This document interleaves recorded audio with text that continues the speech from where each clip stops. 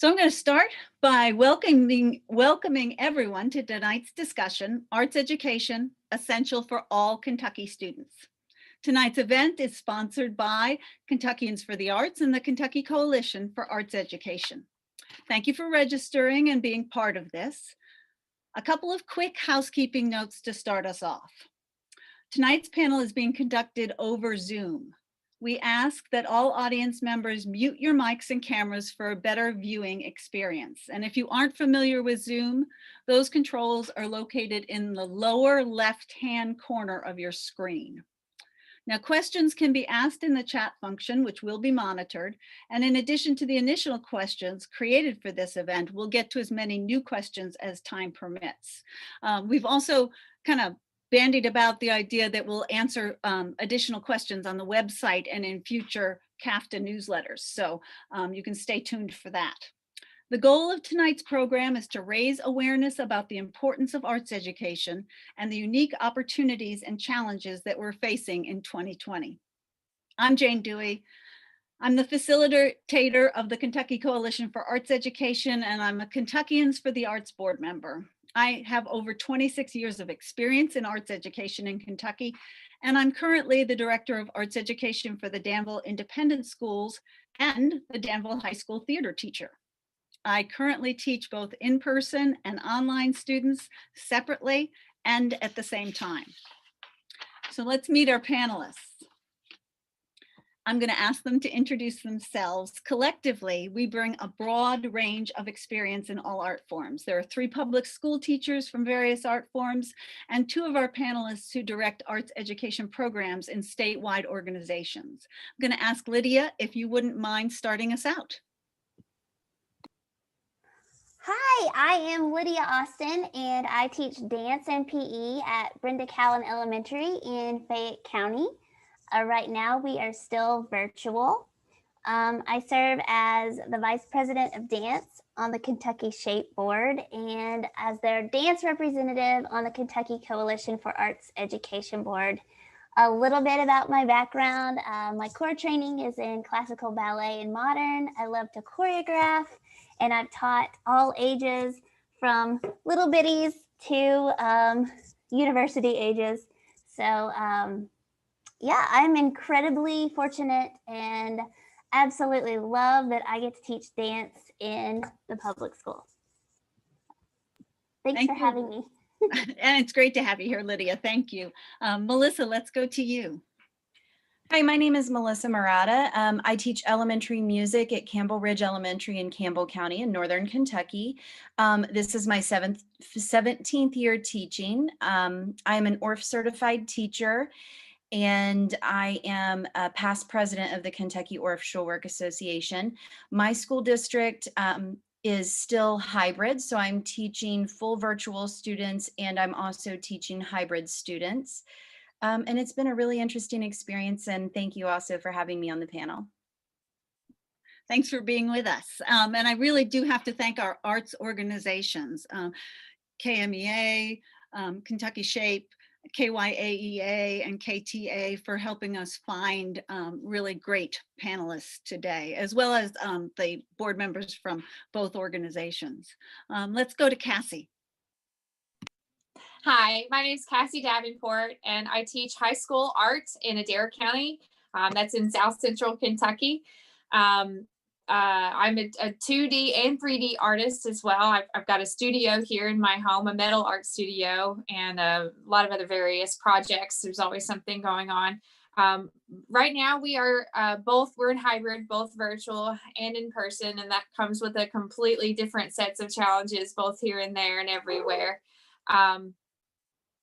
I'm really excited to be part of this tonight.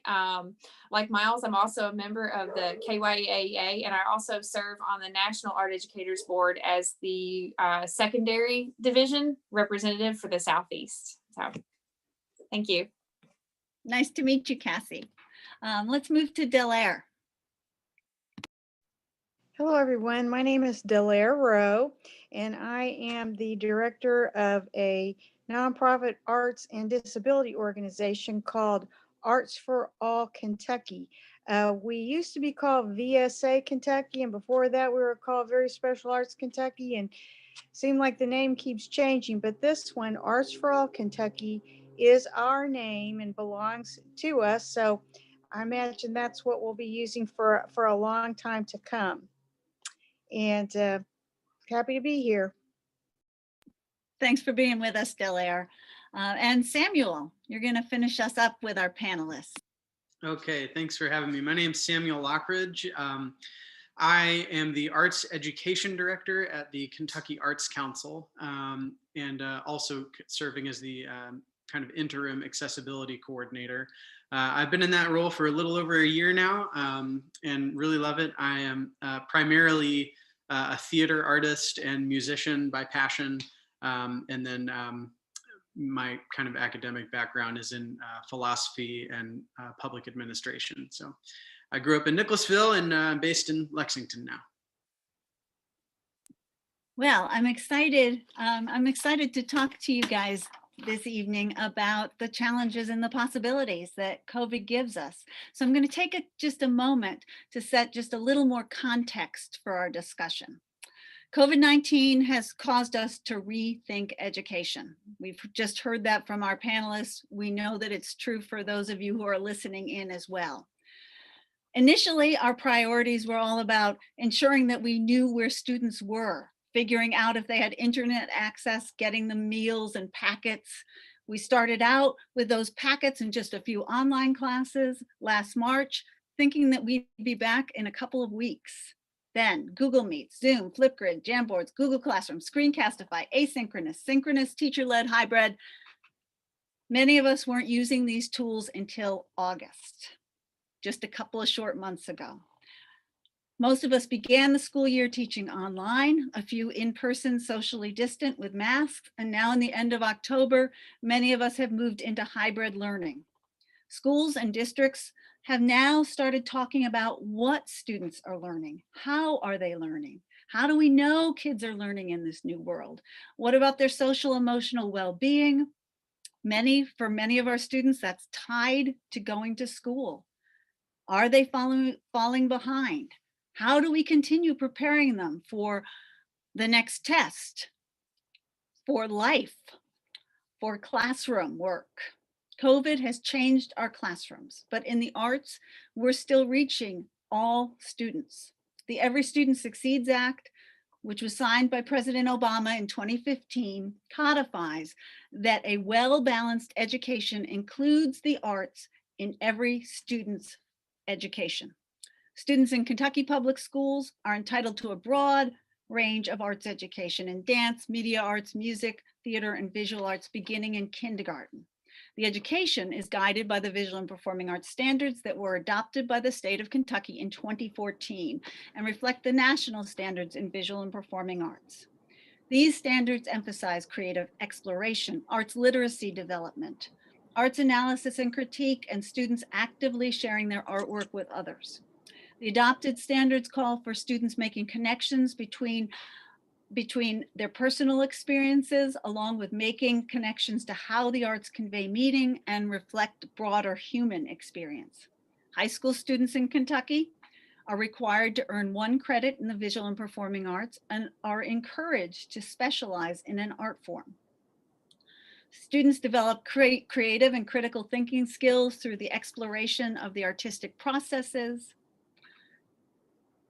And the Kentucky Revised Statute 158.6451 contains goals for Kentucky schools to develop all students' abilities.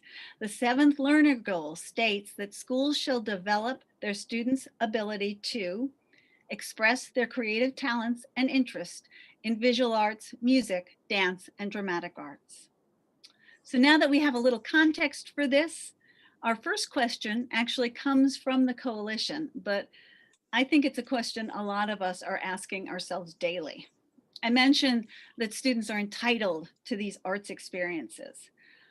What are the challenges to providing that level of instruction via online learning and hybrid education? Sometimes where teachers are teaching both face-to-face and online, and asynchronous education where The students aren't attending classes, they are listening to recorded meets. What do you as public school teachers think is reasonable for yourselves, for your students, and for your families to expect in this current environment? And I'm going to ask one of our public school teachers to unmute and go first. And I hadn't chosen that ahead of time. So by a flip of the coin, it's going to Cassie.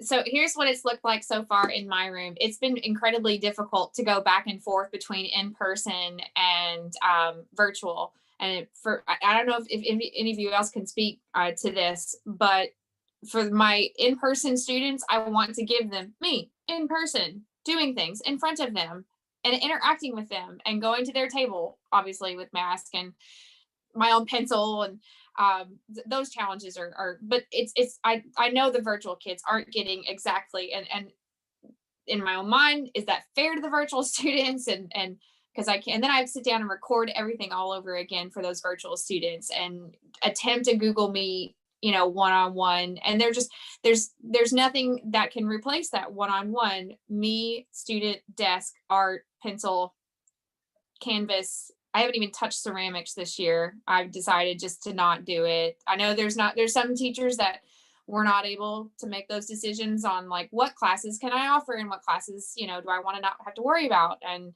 I decided for this semester, at least, I'm hoping after Christmas, fingers crossed, we can go back in the ceramics room. But it's been a bag full of positives, a larger bag full of negatives, but I'm trying to focus on the positives, and that when I have those kids there, I make as many connections, like with my freshmen, especially because since I don't know them, so I teach high school. My sophomores, juniors, seniors, they usually know the drill, so to speak, that what Davenport expects. And, but my freshmen, and it's just so stoic right now too. I know I'm kind of bouncing around, sorry. But like the overall, I don't know if anybody else can speak to this in schools. It's so bizarre. It's so quiet. I don't like the art room quiet. I never thought I'd hear myself say that. It's too quiet in here, but it's been really bizarre. And I try to joke around with them, and I get this like, are you smiling? I can't tell if you're smiling. I don't know. So. Yes. I was talking to a class of college students who are studying visual art education last night. And one of the things I said was, I can put me in a room with students and I can make theater happen. Yes, absolutely. Yeah.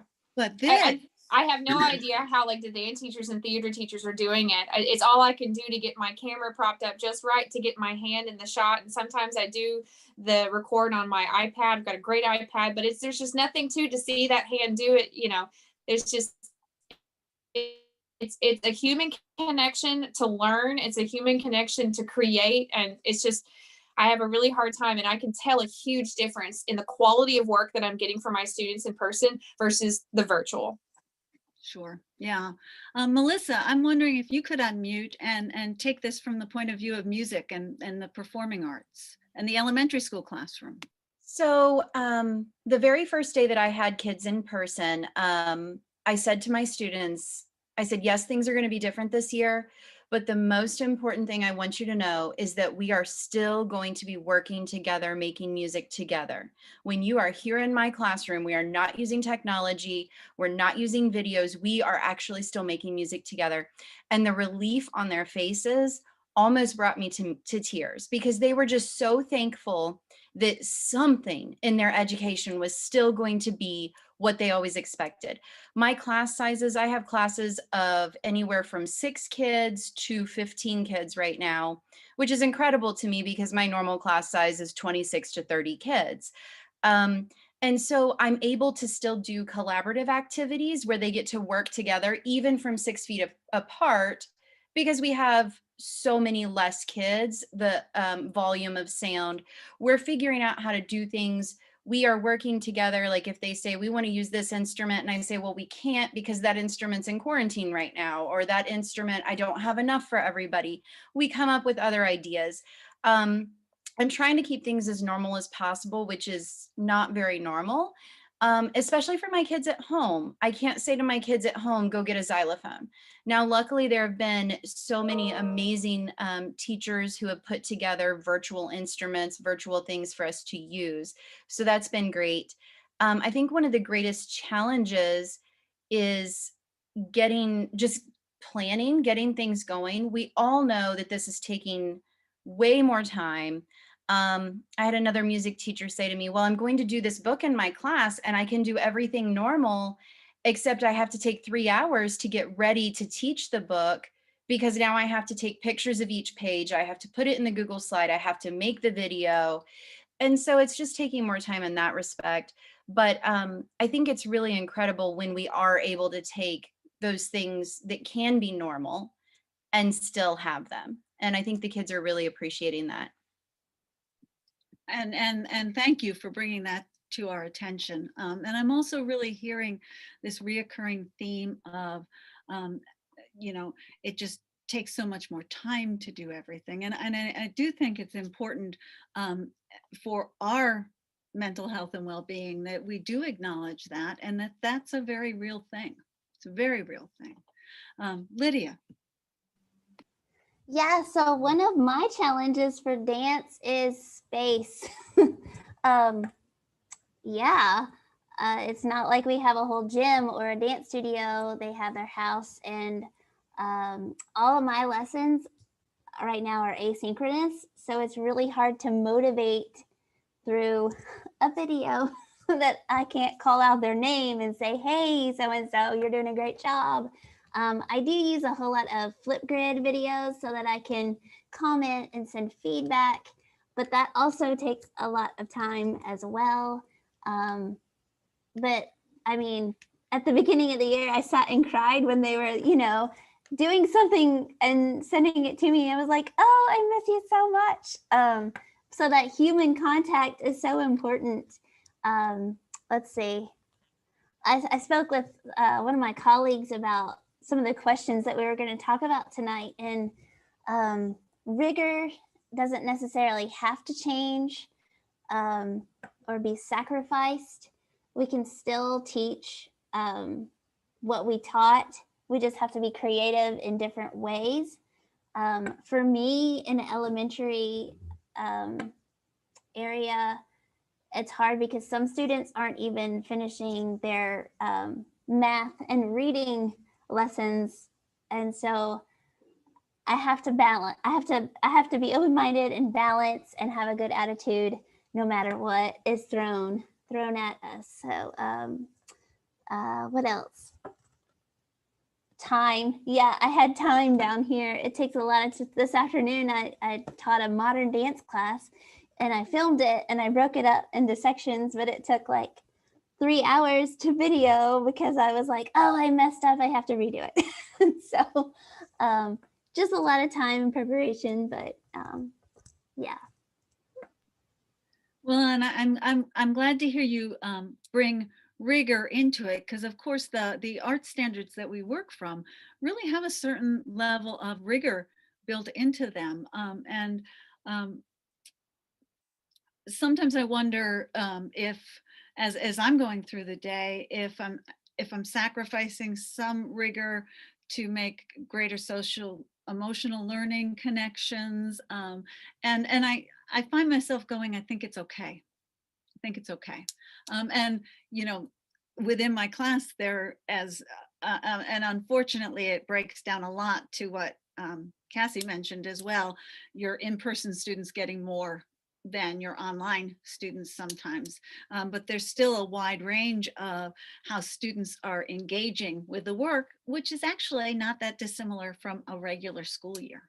Yeah, I'm gonna jump and bring Delaire and Samuel into the conversation because they work with statewide arts organizations, and I want to ask them to talk just a little bit about how they're adapting their funding programs to help support instruction in 2020 through virtual means and virtual teaching artists. So I'm going to ask Delaire, would you just go ahead and unmute first and talk to us Sure. about how that's going for you? Well, we were first challenged to do this last school year because we had agreed to provide a number of different programs, arts programs to schools between January and May of last year. And by the end of February, a handful of programs had taken place, but many of our programs had not yet taken place. So our challenge was to how do we provide those programs, continue to provide those programs and honor our agreements under the circumstances. And so what we did was we did have a media artist on our teaching roster.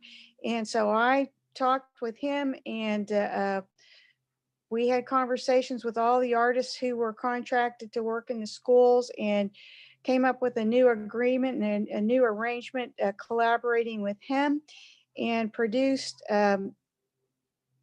videos, instructional videos that then could be shared with the teachers. We had to, and we did it.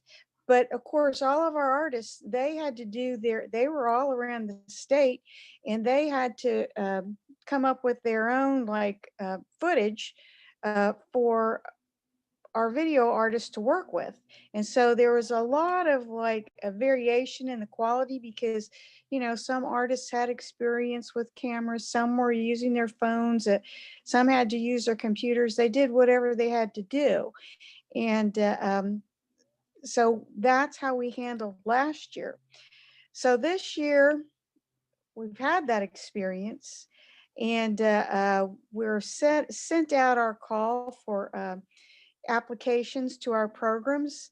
And I'm spending a lot of time telling teachers, we're here, we're a resource for you. We're here to help you because we don't want to give teachers any more work to do. They've got enough, to do as it is. And having to write a proposal and meet a lot of, jump through a lot of hoops is not something they want to do at this time, I can imagine. So my message to teachers is we're here to help. We're going to be more flexible than ever. Whatever it is you need, if it's a video instruction, if it's a hybrid program, if it's art kits, we've done it all, and we're open to suggestions. So we're just having to be really flexible and think about new ways of doing things. But this may be another question that you're going to ask later, but what it's done for us is it's really challenged us to to work on another layer of accessibility, because that is much of what we're about, providing accessible programming. And moving into this has forced us to start looking at accessibility when it comes to digital media. And so that's been a challenge. I can't say that we've really totally mastered it yet, but we've learned a lot and we've improved a lot. So any of you out there, any of you teachers or community organizations, we work with community organizations as well. We're available to partner. So Well, I'll put my contact information in the chat. yes, that would be great. That would be great. And I will say that we had a side-by-side program, which is part of Arts for All, in one of our elementary schools at the very beginning of the school year. And we were a little concerned about how it was going to play out, especially when it came to the role of the community artists being all virtual. And it was just really fabulous. The students flourished in it. They loved being part of it. They reacted so well in a Google Meet with just themselves and the teaching artist and their teacher in there. And we couldn't have been happier with how it actually played out. So if you would put your contact information in the chat, I think that would be very helpful. Yes. Casey, did you want to ask me a question, or Jane? No, just thank you. Just a thank you, Oh. because my own child benefited from a side by side, and so thank you. I appreciate that. Oh. I love everything you guys do, and I know it was previously VSA, and I catch myself every now and then at VSA, but Yeah. no, I appreciate everything you guys do for the special the special students we have. So thank you. Well, you're welcome. I'll just throw in, I'm so glad things worked out in Danville. And one thing we did we had these collaborative experiences of pairing the students with a community artist to create artwork together. Well, we couldn't really do that. So what a lot of sites ended up doing was a tag team style. So the child would begin the artwork, and then it would be passed on to the adult artist, and the adult artist would finish it. And it's not the same, but it was still exciting for them, I think, to get their work back and see what their partner artists had done with it. So you just find ways, and I know every one of you know that from firsthand experience. Well, and Samuel, I'm gonna turn to you now, because I've actually been working with Kentucky Arts Council artist in residency programs for the full 26 years that I've been involved in education. So they have a spot that's close to my heart, and I genuinely believe in what a collaboration between a teaching artist and a classroom arts teacher specialist can bring. So can you speak to this a little bit from the Kentucky Arts Council's point of view, and how you're changing things up this year, and how you're reaching out to help the schools adapt? Yeah, for sure. Yeah, I mean, so the two main challenges that I see are obviously have kind of been spoken to already. Like, one obviously is the loss of intimacy and immediacy that you get in the classroom. It's harder to reach people's heartstrings through the digital veil, right? Although we have had some success already with virtual teaching artist residencies, which I'll talk about. But secondly is the just inexcusably inequitable access to the internet. I mean, there's no scientific or technical reason why every home and every holler in the entire country can't have a high-speed internet connection. It's a purely economic barrier, but it's a very serious barrier to the kind of work that we're trying to do. And as far as like what's reasonable to expect, I think whether it's reasonable or not, teachers should expect the full support of their administrators. And I don't think families should expect teachers to perfectly be able to deliver the same level of instruction that they could in the classroom, as has already been talked about. Like, it's just not possible. And I also don't think at the same time teachers can expect all parents to be able to fulfill the role of classroom teacher at home. All parties can certainly expect the full support of the Kentucky Arts Council if they choose to apply to any of our programs or work with any of our artists. So some of the programs that we've done for many years, like a program called Teaching Art Together, which is our main teaching artist residency program, is now being offered for completely virtual residencies.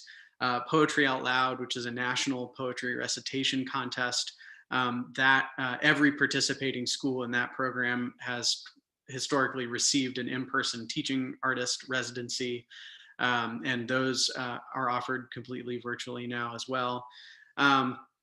We have this roster of professional teaching artists who can do it all. They can do residencies over Zoom, they can create instructional videos or work packets, and help take some of the load off of both teachers and parents. I want to echo what Delaire said. Like, the purpose of these programs is to make your life easier as a teacher.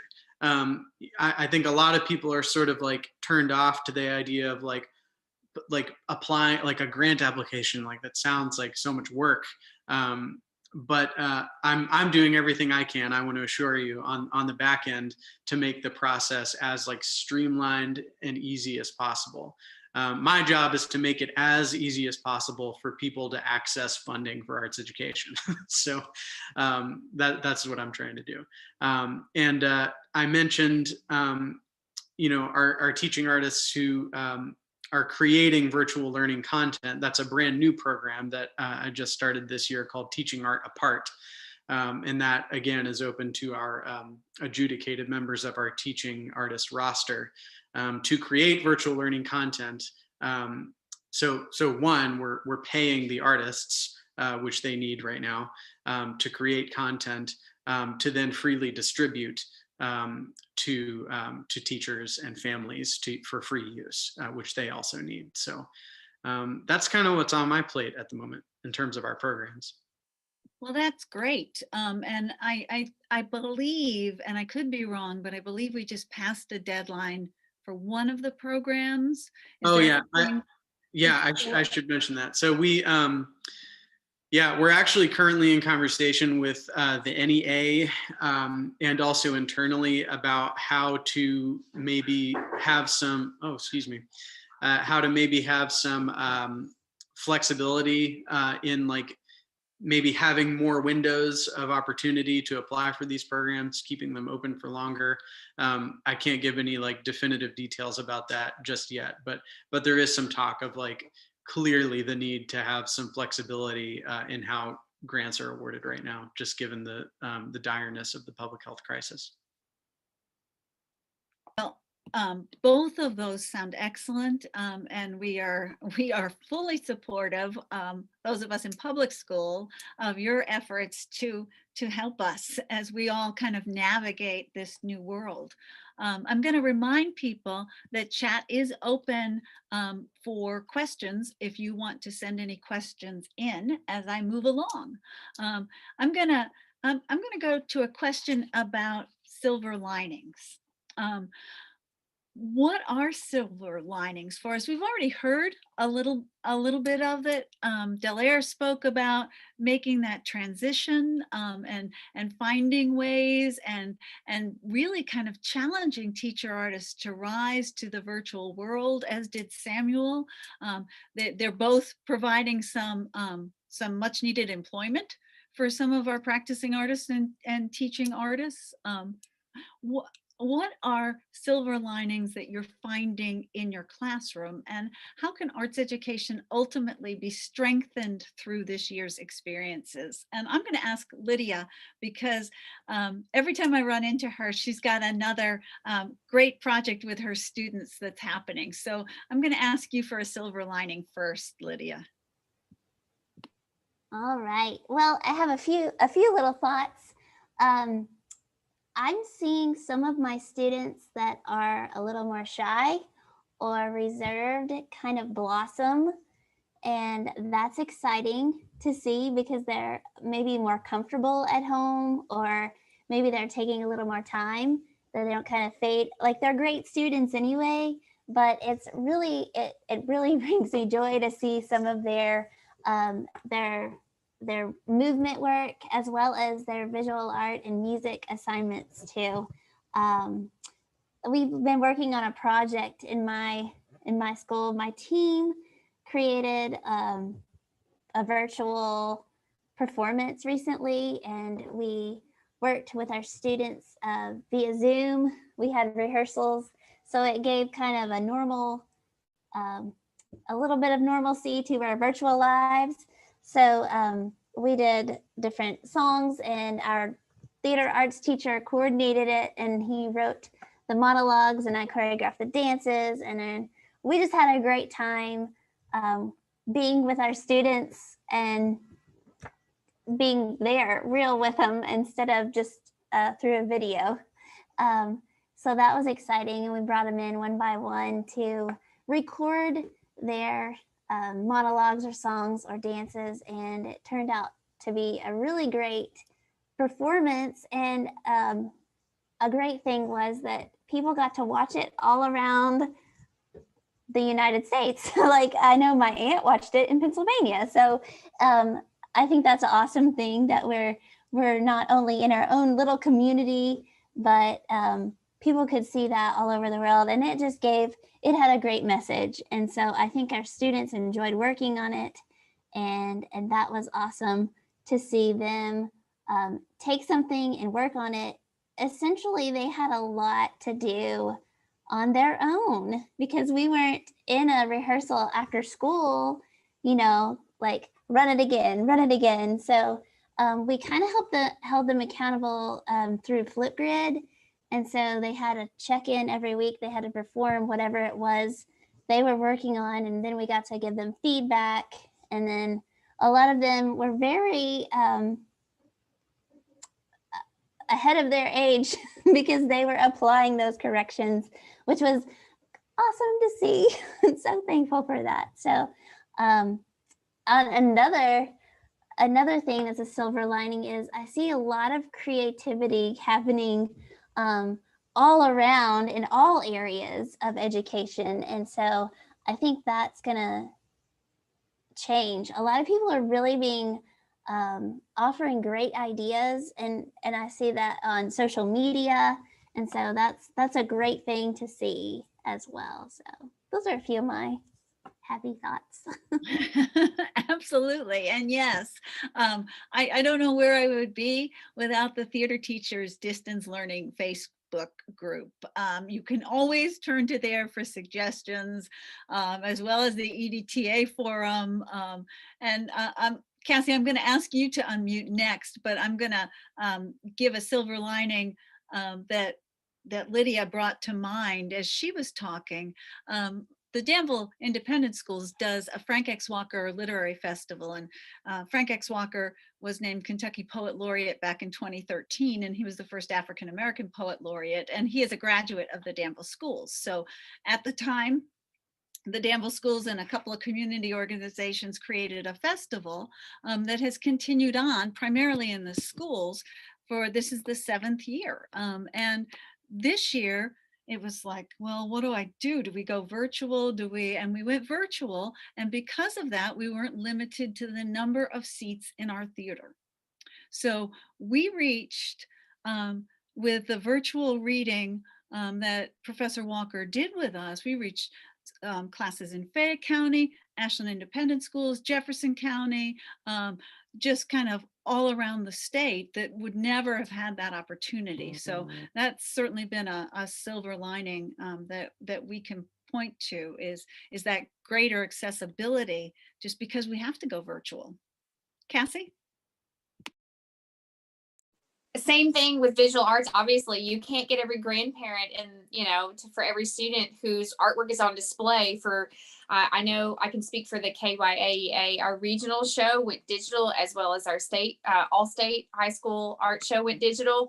And it was great because I heard feedback from, oh, my great aunt in so-and-so county saw it. And, that was just within the state of Kentucky, and much less, those relatives that got to see their students' artwork. And that never, I always get would you please send my kid home with their artwork? I never get to see it, or they never want to show me. And so, I'm like, well, log into the Google. So I know that there's lots of digital gallery options out there, Artsonia being one, and other ones as well. So we're looking, as far as like I go, as within my classroom, I'm looking into those digital galleries. And I just now I was so excited. I have a stack of art that I got to go through, real art that I got to go through.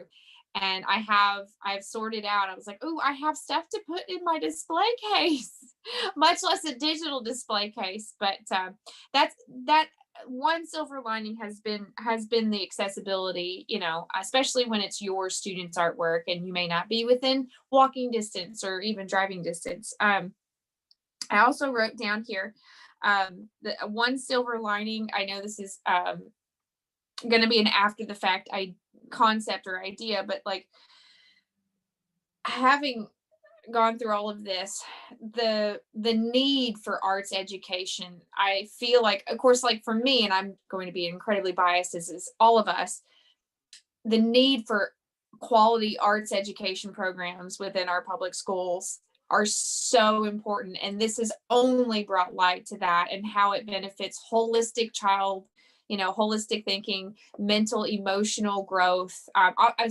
literally speaking to the choir right now, but in hindsight, I know if we go back to normal, that's going to be a disservice to the entire, human race. I know I'm reaching a little far right now. I know, I'm sorry. But we've got to find a way to get the need for arts education back into that conversation when it comes back to what does this world look like post COVID.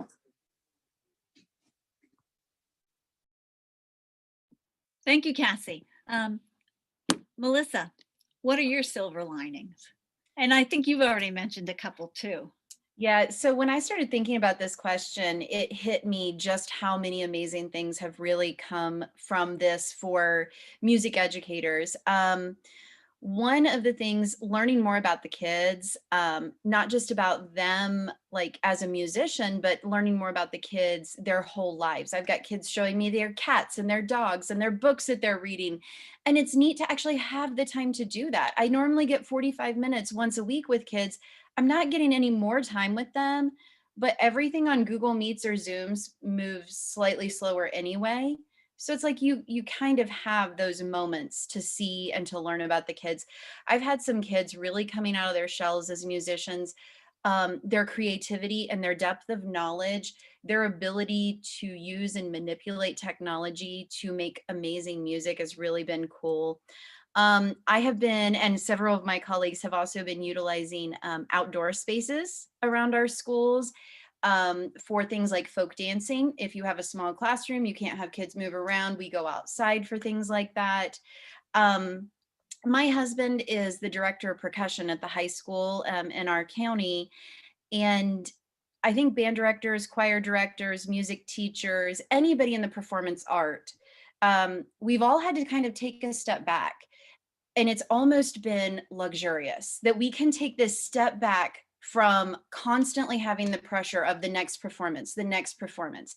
And it's given us an opportunity to maybe get back to some of the basics. I've stopped and thought, what are those things that I don't get to teach because my third graders are preparing for this performance? And so it's given me a chance to say, oh, these are the things that are missing in my curriculum. And yes, I can do these things this year, whether they're at home or in school. The high school, Campbell County High School, this last weekend had a performance in a public park. And it was really neat to see how many community members were probably unintentionally involved in this performance because it just happened to be where they were at that time. So I think that that's something neat that I hope doesn't go away. I hope we continue to involve the community, even unintentionally or more intentionally. Parents seeing more of what we do. I've gotten so many messages from parents saying, all 5 of my kids got involved in the first grade lesson today and they really loved it. They had a great time. Thank you so much for what you're doing. And then the last thing is it's forced me to be more creative. We all get in ruts at some point in our career. And this has forced me to jump so far out of my rut into like a whole new realm. And it's making me look at everything that I teach in a new way. So although I've not really enjoyed hybrid, I've not really enjoyed virtual teaching, I love when I get to see my kids in person or online. There really have been so many silver linings for me and hopefully many other music educators. These are all so good to hear, and I think some of the folks listening in are interested as well. Lydia, we've gotten a question from Katie Rafferty asking if it's possible for other teachers to see your program and basically use it as a model. Is there a way for folks to see what you've been doing with the particular program that you mentioned? Yeah, I was just messaging back with her. We streamed it through a service last weekend.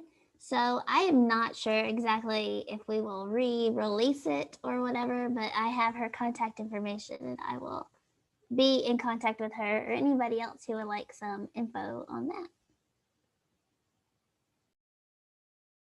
Yes, that would be great. I don't know if, I don't think there is, and unfortunately, you know, we do not at this point have an arts consultant at the KDE, but wouldn't it be wonderful if we had a, you know, a resting place, kind of an arts education forum where people could go and see these things. And I know joining the Kentuckians for the Arts Facebook group and the Bulletin Board Facebook group are helpful.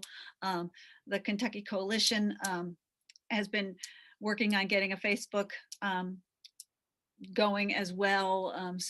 I think perhaps something that I'm kind of hearing is maybe a repository just in our state for resources that are around us. We're all getting to learn our national resources a little bit better, but maybe some kind of repository for resources that are around us, and someone who could just monitor getting that information up. I don't know. I don't think so, and I don't want to put you on the spot, but does either the Kentucky Arts Council or Arts for All have anything like that? Delaire or Samuel? Yeah, so we have like an arts education resources page. You know, I think that there are almost too many resources pages now in some ways. Like they all sort of link to each other and are kind of nested, and it's kind of a mess. So while I think that the function of what you're describing is absolutely needed, I think maybe the place to start is actually like consolidating and cleaning everything that's already out there or some sort of like interorganizational communication about it, because I think everybody had the same thought, like we need a resource page, like scour the internet for everything, and everyone ended up listing like half of the same things and then half like really specific other things, and it's in a way has actually made the problem worse and harder to find things.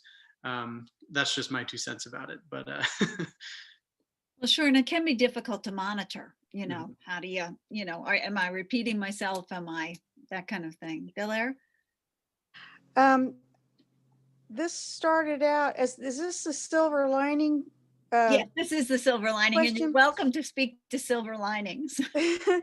Well, I think another silver lining, and it relates to this, is that we have put more attention on our website, and on our resource page, we post all of our instructional videos, and we are starting to get quite a few of them now. And so the next thing I'm wanting to do is to create an index for that, so that if teachers go to our resource page and look at our instructional video, listing, they can have a list to look at instead of having to scroll through all of them. So we're trying to get that a little better organized. And I've also started using Facebook a little differently. We've started posting just short instructional activities on our Facebook page, and we've done that, in video form, but I've also seen some folks doing it in just very simply doing a step-by-step, just using photographs, just creating an album, a step-by-step album of photographs. So I'm continuing to learn, and as I think Melissa was saying, it's exciting. It can be exciting because every time I see something, I think, oh, I think we could do that. And it's there's really not enough time in the day to do all of these things. So, but it's another silver lining. Well, thank you. And it's just so, I know we all go through the day and there are moments of real frustration and real challenge, trying to do the work that we do, engaging students in the arts, virtually, virtually and in person, asynchronous, synchronous. It can really start to drag on an individual, and to hear all these wonderful silver linings is just a real treat. And I appreciate so much hearing them from all of you. We have another question from our, I'm sorry. Could I get in on that question actually? Absolutely not, Samuel. You may not. No, of course. Thank you. Yeah, I just wanted to share it. Like, you know, this whole thing, the whole pandemic has been like a stress test, right? And it has revealed in like glaring clarity and morbidity where the weaknesses are at every in every system, at every layer of society, and by exacerbating problems that already existed. So in a way, that's helpful. And then kind of related to that, I think one thing that is really positive, in my opinion, is the heightened social awareness of artists as workers. You know, like there are no new movies coming out, there are no concerts, there are no dance clubs, and people are being impacted by the absence of art in a way that they may not have expected, and turning to the arts when they're alone in quarantine. And my hope is that this will translate into a deeper respect for artists as real workers who contribute real value to society and should be paid for it. And that respect will in turn inform an approach to arts education for art's own sake. Because, you know, there's this idea that is kind of in vogue right now of, you know, that arts education is important because like companies want to hire creatives, you know, and so we'll throw a dash of art into STEM education and call it STEAM, and the theory being that like we can produce graduates who are like marketable employees for tech companies or something. And while I'm not saying that's not true, you know, I think it's very harmful if that is the full scope of our understanding of why arts education is important. So I'm hopeful that this whole experience kind of blows a hole in that illusion. Well, and I thank you. I thank you for adding that perspective, which I think actually is just a real natural segue into another question that came through on our chat. And that is, have any of you pushed or assigned your students to speak their minds in these times with COVID and all that is happening, using their arts as a form of expression? And that comes from Clark Warden. I'm just gonna muted myself too soon. I'm going to throw that out there and see who jumps on it first. How are you using the arts to ask students to speak their minds? This is Alberta Labriazzo, and we teach, hey Jane, we teach, I teach over at SCAPA, School for Creative and Performing Arts in Lexington. And excuse me, there is a project called I Was Here in Lexington, and Marjorie Guyon, who is an artist, a local artist in Lexington, has created these spirit portraits, and they're all through downtown Lexington of enslaved people. And they are creating a walking tour in Lexington, and there's a walking tour in Louisville right now of the different places where wounds were created in Lexington. And they have partnered with the Kentucky Historical Society to just to teach, basically. And so my students are are going to be working with the I Was Here project to you know, create some drama pieces, and they're wanting to create a sort of like a Pokemon Go app where students or individuals can just walk downtown and go to these different places where there have been wounds that have occurred for enslaved individuals. And there are also places of accomplishment. And so that's a project that my students right now are going to be, it's still in the baby stage. So that's something that our students are being able to express how they feel about all this injustice and inequality that they have seen. Thanks, Bert, for jumping in there. And Alberta was one of my first mentors as a theater educator. So it's always good to hear what projects you're working on. There's also a project in the state that was put together called the Vision 2020 project that is asking teachers, middle and high school students to work with their students on creating short dramatic monologues and dramatic scenes that express their feelings on the various pandemics of our times. And it was really interesting because when we heard from Frank X. Walker last week, he issued not really I'll say a gentle challenge to our students to think about their reactions and how they might funnel that as forms of artistic expression through theater or through visual art or through music or dance. So good to hear that that's going on in Lexington with your students, Alberta. Casey or Melissa, do you have anything that's going on? Nothing currently that's going on, but in my curriculum map, I do have plans for a lot of personal expressions with my advanced students. And it's kind of like falls along with a silver lining that I neglected to mention. And I think Melissa mentioned this, like it's given us the creativity to look at how we approach our content a lot differently and on a personal level. And I can speak for a visual artist. There's very little time to spend on technical skills, drawing skills.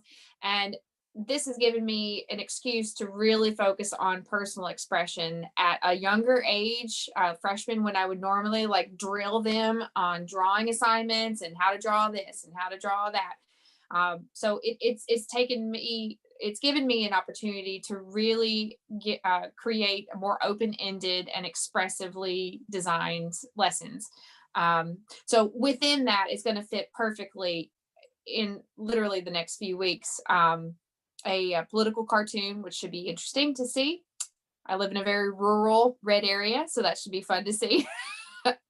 And then I lost my train of thought. Sorry, but yeah, I've got plenty of opportunities, and like what Melissa and Lydia have said, the concept of redesigning our own content, but still fitting within our national standards and our state standards, which does that. And I love the fact that visual arts have adapted the national standards in their own words, because it does allow us the flexibility as a rural school where about, I think, 30% of our students don't have internet access and have to go to different places in the community or rely on saved videos.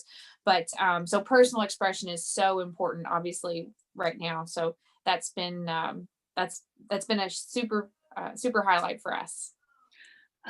That's great, and that sounds that's both of those opportunities, the ones that you brought us, Cassie, and the ones that you brought us, Bert, are great opportunities for our students.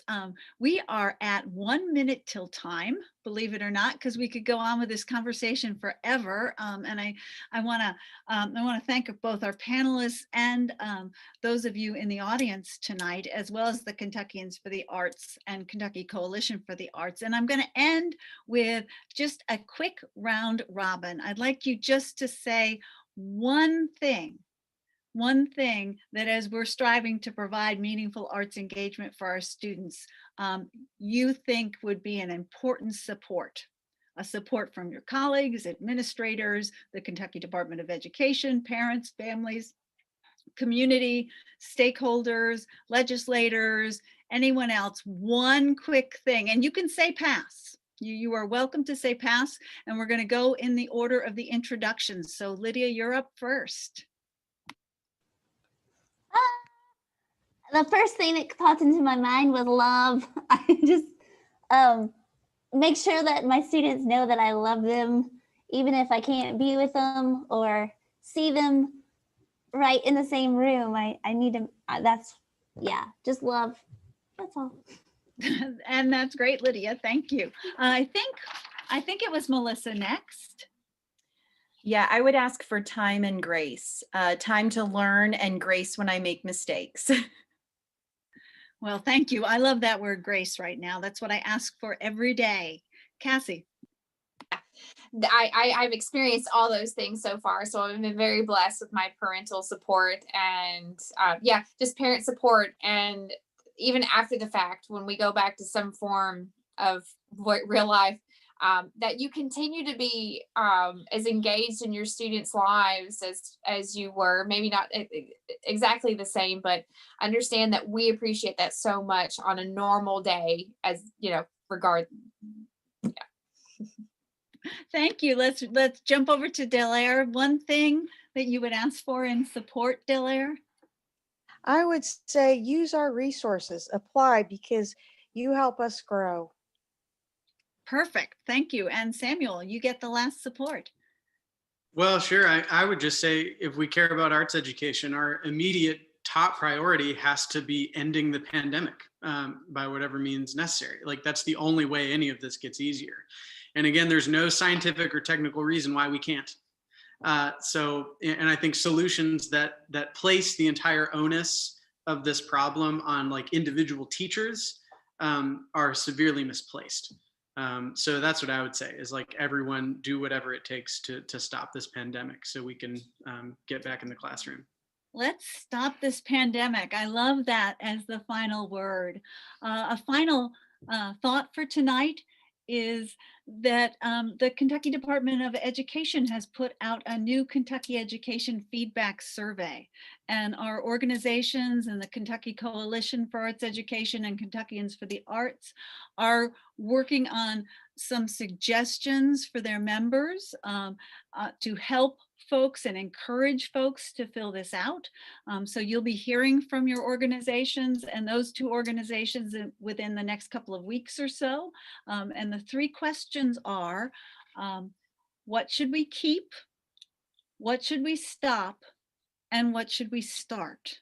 So as you're thinking through that, let's make sure that our Kentucky Department of Education hears from us as arts educators with regards to those three very important questions for education in our state. Thank you all for being here. This will be posted, a recording of this will be posted, and we look forward to seeing you again soon. And our thoughts are with everybody who is weathering the pandemic and teaching art, making art, and being artists.